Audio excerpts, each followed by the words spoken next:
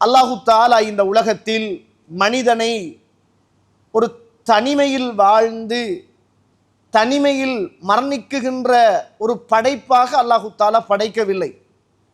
அல்லாஹ் இந்த உலகத்தில் மனிதனை ஒருவருக்கு ஒருவர் தொடர்புள்ளவர்களாக அல்லாஹு தஆலா படைத்திருக்கிறான்.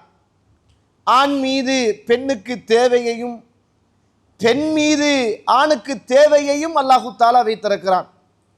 பிள்ளைகள் மீது பெற்றோருக்கு தேவையையும் பெற்றோர்களின் மீது பிள்ளைகளுக்கு தேவையையும் அல்லாஹு தஆலா வைத்திருக்கிறான். உயர் அதிகாரிக்கு கீழுள்ள மக்களில் உள்ள தேவையையும் கீழுள்ள மக்களின் தேவைகளை உயர் அதிகாரியிலும் அல்லாஹு தஆலா வைத்திருக்கிறான்.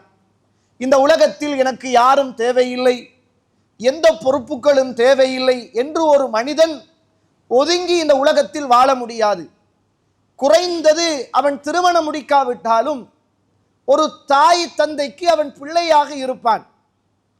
அந்த தாய் தந்தையுடைய பொறுப்பை அவன் செய்ய வேண்டிய நிலைமையில் அவன் இருப்பான்.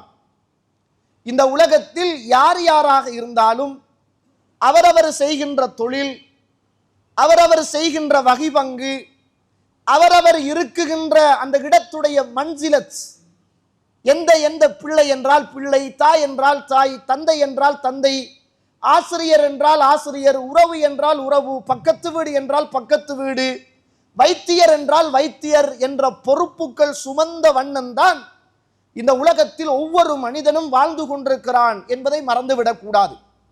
அதைத்தான் ரசூலுல்லாஹ் ஸல்லல்லாஹு அலைஹி வஸல்லம் அவர்கள் இப்படி சொல்கிறார்கள். புகாரியிலே 2409வது செய்தி, புகாரியிலே பதிவு செய்யப்பட்ட செய்தி. குல்லுக்கும் ராஇன் வ குல்லுக்கும் மஸ்ஊல் அன் ரஇயத்திஹ். நீங்கள் ஒவ்வொருவரும் மேய்ப்பாளர்கள், பொறுப்பாளர்கள். அந்த பொறுப்புகளை பற்றி நாளை மறுமையில் அல்லாஹ் உங்களை விசாரணை செய்வான் என்ற செய்தியை அல்லாஹ்வுடைய தூதர் எனக்கும் உங்களுக்கும் சொல்லித் தருகிறார்கள். ஒரு பள்ளிவாசல் நிர்வாகம் என்பது அந்த பள்ளிவாசலுக்கும் சமூகத்துக்கும் பொறுப்பு. எங்களுக்கு எந்த பொறுப்பும் கிடையாது என்று ஒரு மனிதன் வாழ முடியாது. ஒரு ஆசிரியர் அந்த பாடசாலைக்கு பொறுப்பு, எங்களுக்கு எந்த பொறுப்பும் கிடையாது என்று ஒரு சமூகத்திலே ஒதுங்கி வாழ முடியாது. ஒவ்வொருவரும் சங்கிலி தொடர்களைப் போல ஒன்றோடு ஒன்று தொடர்புபட்ட வாழ்க்கையிலும் பொறுப்புகளிலும் இந்த உலகம் சுழண்டு கொண்டிருப்பதைப் போல நானும் நீங்களும் அந்த பொறுப்புகளை சுமந்து கொண்டிருக்கிறோம் என்பதையும் மறந்துவிடக் கூடாது. கண்ணியத்துக்குரிய இஸ்லாமிய உறவுகளே, ஒவ்வொரு மனிதனும் தனக்கு உள்ள பொறுப்புகளையும் தனக்கு உள்ள கடமைகளையும் இந்த உலகத்தில் செய்வது என்பது, நிறைவேற்றுவது என்பது ஒரு இபாதத். தொழுவதை போல, நோன்பு பிடிப்பதை போல, ஹஜ்ஜு செய்வதை போல, தான தர்மம் கொடுப்பதை போல இந்த உலகத்தில் தன் தலையின் மீது சுமத்தப்பட்ட அல்லது தான் கேட்டு வாங்கி கொண்ட அல்லது தான் பெற்றுக்கொண்ட அல்லது தனக்கு தானாக கிடைத்த ஒவ்வொரு பொறுப்புகளையும் கடமைகளையும் ஒரு மனிதன் நிறைவேற்றுவது என்பது அது இபாதத் என்பதை நானும் நீங்களும் மறந்துவிடக் கூடாது. கண்ணியத்துக்குரிய இஸ்லாமிய உறவுகளே, அல்லாஹ்வுடைய நடிகார்களே, அல்லாஹு தஆலா அல் குர்ஆன் சூரத்துன் நிசா 4வது அத்தியாயத்தின் 58வது வசனம், இன்னல்லாஹ யஅமுருக்கும் அன் துஅத்துல் அமானாத்தி இலா அஹ்லிஹா. அல்லாஹு தஆலா உங்களுக்கு கட்டளையிடுகிறான், அல்லாஹ் உங்களுக்கு ஏவுகிறான், அந்தந்த பொறுப்புகளை உரியவர்களிடத்திலே ஒப்படைத்து விடுமாறு அல்லாஹு தஆலா உங்களுக்கு கட்டளையிடுகிறான் என்று அல் குர்ஆனில் என்னையும் உங்களையும் பார்த்து அல்லாஹு தஆலா சொல்லுவதை பார்க்கிறோம். அல்லாஹு தஆலா அல் குர்ஆன் சூரத்து தாரியாத் 56வது வசனம், வமா ஹலகுத்துல் ஜின்ன வல் இன்ஸ இல்லா லியஅபுதூன். மனிதர்களையும் ஜின்களையும் என்னை வணங்குவதற்காகவே அன்றி நான் படைக்கவில்லை என்று அல்லாஹு தஆலா அல் குர்ஆனில் சொல்லுவதை பார்க்கிறோம். வணக்கம் என்பது தொழுகை, நோன்பு, ஹஜ்ஜி என்ற இபாதத்துக்களோடு மாத்திரம் சுருக்கப்படுகின்ற ஒன்று அல்ல என்பதை நானும் நீங்களும் சுருக்கமாக புரிந்து கொள்ள வேண்டும். வணக்கம் என்பது ஒரு மனிதன் காலையில் எழுந்தது முதல் மறுநாள் அவன் தூங்கச் செல்லுகிற வரைக்கும் இடைப்பட்ட குடும்பம் என்பது வணக்கம், உண்ணுகின்ற உணவு என்பது வணக்கம், உடுக்குகின்ற உடை என்பது வணக்கம், செய்கின்ற தொழில் என்பது வணக்கம். எல்லாவற்றிலும் அவன் வணக்கத்தை கையாள வேண்டும் என்பதை அல் குர்ஆன் எனக்கும் உங்களுக்கும் ஏவிக்கொண்டிருக்கிறது என்பதை நானும் நீங்களும் மறந்துவிடக் கூடாது. ரசூலுல்லாஹ் ஒரு பயணம் போகிற போது தன்னம் தனியாக போவது என்பது மிக குறைவு. யாரையாவது கூட்டிக் கொண்டு போவார்கள், அல்லது சஹாபாக்களாவது அல்லாஹ்வுடைய தூதரே நாங்க வரட்டுமா அப்படி என்று கேட்பார்கள். ஏனென்றால் சஹாபாக்களாக போனால் ரசூலுல்லாவிடத்திலே இருந்து ஏதாவது படித்துக் கொள்ளலாம். ரசூலுல்லா கூட்டிட்டு போனால் அந்த சஹாபாக்களுக்கு ஏதாவது மார்க்கத்தை சொல்லலாம். இதுதான் சஹாபாக்குடைய பயணமாக இருந்தது. ஒரு தடவை ரசூலுல்லாஹ் ஸல்லல்லாஹு அலைஹி வஸல்லம் அவர்கள் புகாரியில 5963வது செய்தி, புகாரியிலே பதிவு செய்யப்பட்ட செய்தி. ஒரு நாள் முஆத் இப்னு ஜபல் ரலியல்லாஹு அன்ஹு அவர்கள் சொல்லுகிறார்கள், அன ரதீஃபுன் நபி ஸல்லல்லாஹு அலைஹி வஸல்லம், அல்லாஹ்வுடைய தூதருக்கு பின்னால் அவருடைய வாகனத்தில் ஒட்டகத்தில் நான் அமர்ந்து கொண்டேன். உங்கள் எல்லோருக்குமே தெரிந்த செய்தி, சுருக்கமாக சொல்லி தலைப்புக்குள் வருகிறேன் பாருங்கள். அந்த நேரத்தில் அல்லாஹ்வுடைய தூதரும் நானும் பயணம் போகிறோம். பயணம் போகிற போது அல்லாஹ்வுடைய தூதர் கொஞ்சம் தூரம் போனவுடன் நானும் ரசூலுல்லாவும் எப்படி இருந்தோம் என்றால், எனக்கும் ரசூலுல்லாவுக்கும் இருந்த அந்த வாகனம் ஒட்டகத்தின் திமில்களோடு சேர்த்து ஒரு பலகை கட்டப்பட்டிருந்தது. அதுல ரசூலுல்லா சாய்ந்து கொள்வார்கள். அது மட்டும்தான் எனக்கும் ரசூலுல்லாவுக்கும் இடைவெளியாக இருந்தது. அந்த அளவுக்கு நெருக்கமாக இறை தூதரோடு நான் பயணம் போகிறேன்.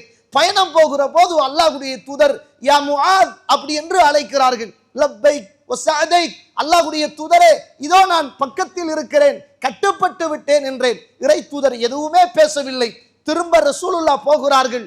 திரும்ப என் பெயரை சொன்னார்கள். இதோ யா ரசூலுல்லா இருக்கிறேன் என்றேன். திரும்ப போகிறார்கள்.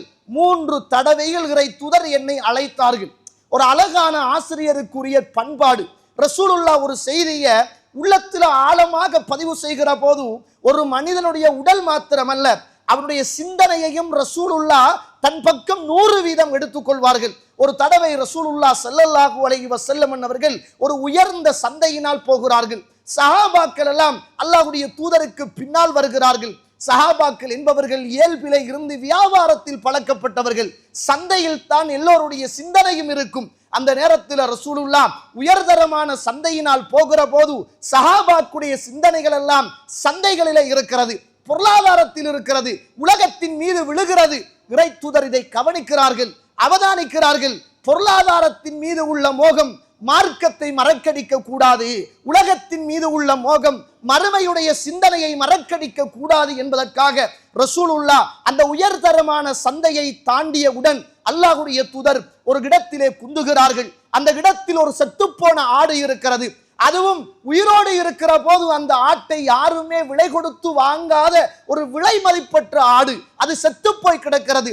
இறை தூதர் அந்த சஹாபாக்குடைய சிந்தனையில் எவ்வளவு அழகாக மிகப்பெரிய ஒரு விஷயத்தை பதிவு செய்ய போகிறார்கள் பாருங்கள். செத்து போன ஆட்டுக்கு பக்கத்திலே குந்தி தன்னுடைய அருமை கையால் அந்த ஆட்டுடைய காதை பிடித்து உயர்த்துகிறார்கள். இப்போது சஹாபாக்குடைய சிந்தனைகள் எல்லாம், சந்தையில் இருந்த சிந்தனைகள் எல்லாம் செத்துப்போன ஆட்டிலே இறை தூதர் அப்படியே எடுத்துக்கொள்கிறார்கள். அத்துணை சஹாபாக்களும் செத்துப்போன ஆட்டை பார்க்கிறார்கள். சந்தையில் இருந்த சிந்தனைகள் செத்துப்போன ஆட்டிலே குமிகிறது. இறை தூதர் ஒரு கேள்வியை கேட்கிறார்கள், தோழர்களே இந்த ஆட்டுக்கு எவ்வளவு தருவீர்கள் என்று கேட்டார்கள். சஹாபாக்கள் சிந்தனைகளோடும் உலக விஷயங்களோடும் அவர்களிடத்திலே இருந்த மதிப்பையும் மரியாதையையும் அந்த ஆட்டுக்கு இறை தூதரை பார்த்து சொல்கிறார்கள், அல்லாஹ்வுடைய தூதரே இந்த ஆடு உயிரோடு இருக்கிற போது கூட எங்களுக்கு விருப்பம் கிடையாது, நாங்கள் பணம் கொடுத்து கூட வாங்க மாட்டோம். அல்லாஹ்வுடைய தூதரே இறந்து விட்டது, செத்து விட்டது, இதை யார்தான் பணம் கொடுத்து வாங்க போகிறார்கள், எங்களுக்கு யாருக்கு தேவை என்றார்கள். அந்த நேரத்தில் அல்லாஹ்வுடைய தூதர் சிந்தனைகளை எல்லாம் செத்து போன ஆட்டின் பக்கம் சேர்த்ததன் பிறகு அவருடைய உள்ளத்திலும் உடலிலும் அல்லாஹ்வுடைய தூதர் மிகப்பெரிய ஒரு சிந்தனையை ஆழமாக பதிவு செய்கிறார்கள். தோழர்களே, எப்படி இந்த ஆடு செத்து போனது உங்களுக்கு பெருமதியற்றதோ விலையற்று போனதோ அது போன்றுதான் இந்த உலகத்தை படைத்த அல்லாஹ், இந்த உலகம் அல்லாஹ்வுடைய பார்வையில் இந்த ஆட்டை விடவும் மோசமானது என்ற செய்தியை அல்லாஹ்வுடைய தூதர் சந்தையில் இருந்த சிந்தனைகளை எல்லாம் ஆட்டின் பக்கம் கொண்டு வந்து இந்த உலகத்தின் மோகங்கள், உலகத்தின் பொருளாதாரங்கள், உலகத்தின் ஆடம்பர வாழ்க்கைகள் அது நிரந்தரமானது அல்ல, அது தற்காலிகமானது, ஒன்று உங்களை விட்டு அது போய்விடும் அல்லது நீங்கள் அதை விட்டு போய்விடுவீர்கள் என்ற செய்தியை அல்லாஹ்வுடைய தூதர் உள்ளத்தில் ஆழமாக பதிவு செய்கிறார்கள். முஆத் இப்னு ஜபல் ரலியல்லாஹு அன்ஹு அவர்களை ரசூலுல்லாஹ் 3 தடவை அழைத்தார்கள். அழைத்த ரசூலுல்லாஹ் நம்மட பார்வையில பெருசா என்ன ரசூலுல்லாஹ் கேட்டுட்டாங்க அப்படித்தான் சிந்தனை இருக்கும். ரசூலுல்லாஹ் முஆத் இப்னு ஜபல் ரலியல்லாஹு அன்ஹு அவர்களை பார்த்து கேட்கிறார்கள், யா முஆத், முஆதே மா ஹக்குல்லாஹி அலல் இபாத், அல்லாஹ்வுக்கு அடியார்கள் செய்யக்கூடிய கடமைகள் என்ன என்று கேட்டார்கள். அந்த நேரத்தில் முஆத் இப்னு ஜபல் அல்லாஹு வ ரசூலுஹு அலம், அல்லாஹ்வும் ரசூலும் மாத்திரம்தான் அறிவார்கள் என்றார்கள். நம்மண்டா பாஞ்சடிச்சு தொழுக நோன்பு சக்காத்து ஹஜ்ஜி எல்லாம் தெரியும் தானே யா ரசூலுல்லாஹ் என்று சொல்லியிருப்போம். ஆனால் அவர்கள் அமைதியாக இருப்பார்கள். வித்தியாசமாக ஏதாவது புதிய அல்லது ஏதாவது நன்மை கூடிய செய்திகளை இறை தூதர் சொல்ல போகிறார்களோ என்று அமைதியாக இருப்பார்கள். அந்த நேரத்தில் அல்லாஹ்வுடைய தூதர் சொன்னார்கள், அன்த அபுதுல்லாஹ் வலா துஷ்ரிகு பிஹி ஷைஆ, அல்லாஹ்வுக்கு நீங்கள் அல்லாஹ்வை வணங்க வேண்டும், அவனுக்கு எதையும் நீங்கள் இணை வைக்க கூடாது என்ற மிகப்பெரிய கடமை உணர்வையும் இறைவனுக்கு நாம் செய்கின்ற பொறுப்பையும் இறை தூதர் முஆத் இப்னு ஜபல் ரலியல்லாஹு அன்ஹுடைய உள்ளத்தில் ஆழமாக பதிவு செய்கிறார்கள். ஆழமாக பதிவு செய்த ரசூலுல்லாஹ் சும்ம சார சஅத்தன், பிறகு கொஞ்ச நேரம் போகிறது, திரும்ப கேட்கிறார்கள், அல்லாஹ் அடியார்களுக்கு செய்கின்ற கடமை என்ன என்று கேட்டார்கள். முஆத் இப்னு ஜபல் அல்லாஹு வ ரசூலுஹு அலம், அல்லாஹ்வும் ரசூலும் தான் அறிவான் என்றார்கள். அந்த நேரத்தில் அல்லாஹ்வுடைய தூதர் சொன்னார்கள், இப்படி இந்த உலகத்தில் அல்லாஹுவை வணங்கி அவனுக்கு எதையும் இணை துணை ஆக்காமல் இந்த மண்ணுக்கு மேலே வணக்கம் செய்கின்ற மனிதர்களுக்கு அல்லாஹ்வுடைய கடமை என்ன தெரியுமா? அல்லாஹ் யுஅஸிபஹும், அவர்களை அல்லாஹ் தண்டிக்காமல் இருப்பது அல்லாஹ் தன் மீது எடுத்துக்கொண்ட கடமை என்றார்கள் ரசூலுல்லாஹ் ஸல்லல்லாஹு அலைஹி வஸல்லம் அவர்கள். நாங்கள் இந்த உலகத்தின் எல்லா காரியங்களிலும் எல்லா பொறுப்புகளிலும் ஒருவரோடு தொடர்புபட்ட நிலைமையில் தான் இந்த உலகத்தில் வாழ்ந்து கொண்டிருக்கிறோம் என்பதை மறந்துவிடக் கூடாது. எங்களுக்கு மிகப்பெரிய பொறுப்பும் கடமையும் இருக்கிறது. இறைவனுக்கு செய்ய வேண்டிய பொறுப்பு இருக்கிறது. நாங்கள் எங்களுடைய மறுமைக்காக உழைக்க வேண்டிய ஒரு பொறுப்பு இருக்கிறது. இந்த உலகத்தின் பொறுப்புகளை சரியாக நிறைவேற்றுகின்றோம். தொழில் விஷயத்தில் கவனமாக கச்சிதமாக நாங்கள் காலங்களையும் நேரங்களையும் கடத்துகிறோம். அதற்காக திட்டங்களை போடுகிறோம். உறவுகளை சேர்ந்து நடப்பதில் நானும் நீங்களும் கவனமாக இருக்கின்றோம். இந்த உலக விவகாரங்களில் 100% திருப்தி அடைந்து கொள்ள வேண்டும், மற்றவர்களுடைய திருப்தியை பெற வேண்டும் என்ற 100% முயற்சியோடு நானும் நீங்களும் இருக்கிறோம். ஆனால் இன்னும் ஒரு பொறுப்பும் கடமையும் இருக்கிறது. மறுமை இறைவன் அவனுக்கு செய்ய வேண்டிய கடமைகளும் பொறுப்புகளும் இருக்கிறது என்பதை நானும் நீங்களும் மறந்துவிடக் கூடாது.